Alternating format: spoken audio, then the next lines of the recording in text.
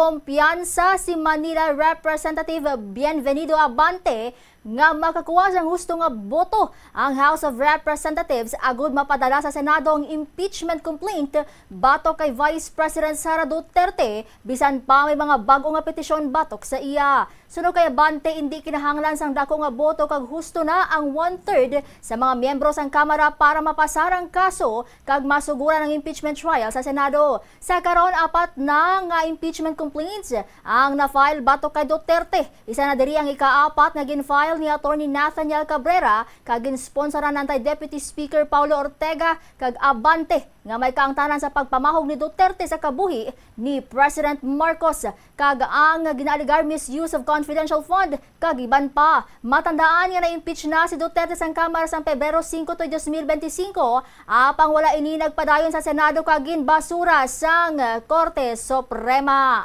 Kailangan na naman 1/3 eh.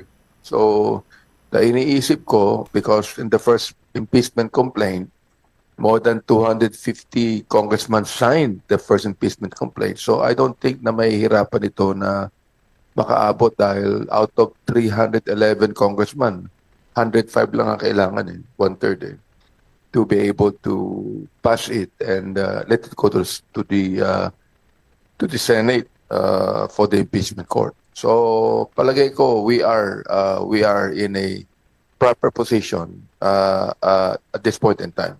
It might not be the same number.